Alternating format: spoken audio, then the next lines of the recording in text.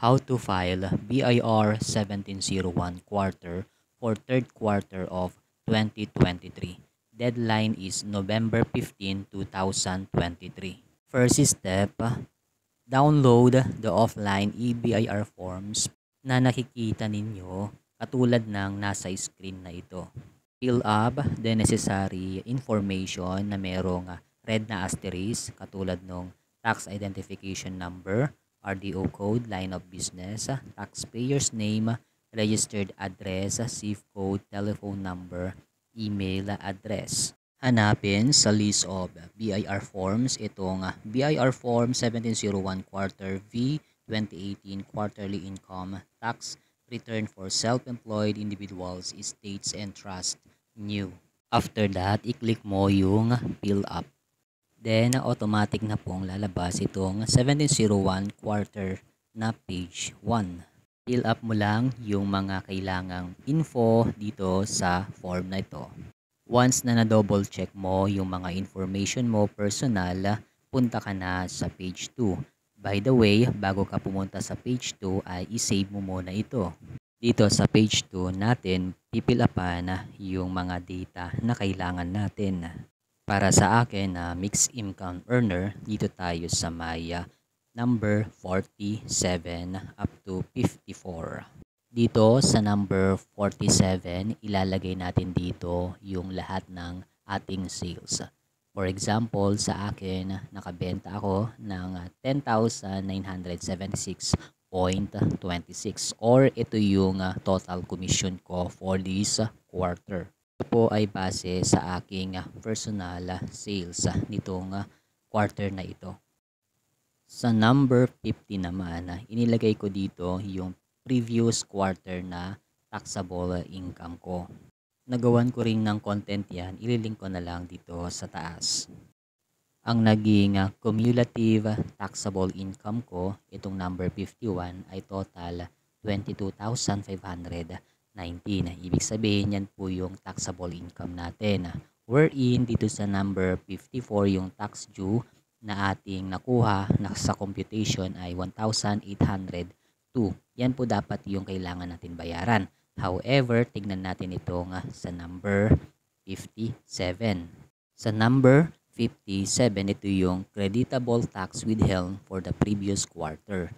Ibig sabihin, ito po yung ikinalta sa akin na tax noong previous quarter. So, meron tayo noon na 1,154.31.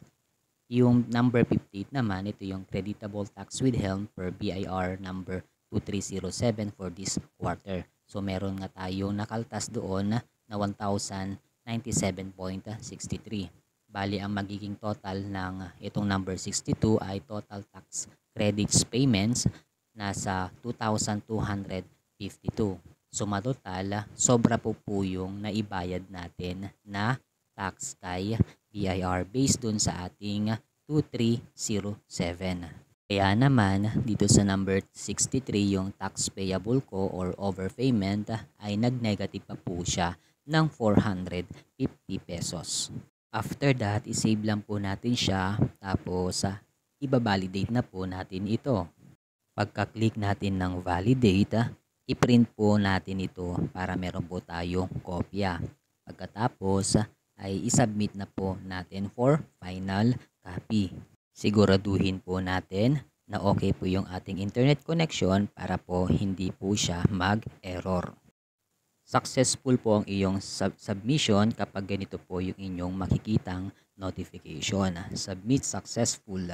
A notification will be sent to your email address. Kaya i-check po natin yung ating email address ng mga ilang minuto or hanggang isang oras para sa inyong confirmation. Itong email na rin po na ito ang magpapatunay na kayo po ay nakapag-file ng 1701 for this quarter. At i-keep nyo po itong record na to dahil for future references. Ito po yung example ng tax return receive confirmation. Ibig sabihin kapag na-receive nyo po ito ay successful ang inyong filing. I-print nyo po ito kasama po ng lahat ng attachment at i-file po ninyo sa inyong personal na records. Kung nagustuhan po ninyo ang content na ito, pa-subscribe po, pa-like at pa-comment po kapag meron po kayong clarification or mga tanong. Ina-upload ko rin po ito sa ating Facebook page at saka TikTok account para rin po makatulong tayo sa mga iba nating mga followers. Kaya nga, hinihikayat ko rin kayo na i-follow tayo sa ating Facebook page at sa ating TikTok account. Sa ating TikTok account ay suportahan nyo rin yung ating mga binebentang mga item dito para makatulong kayo sa goal ng ating channel.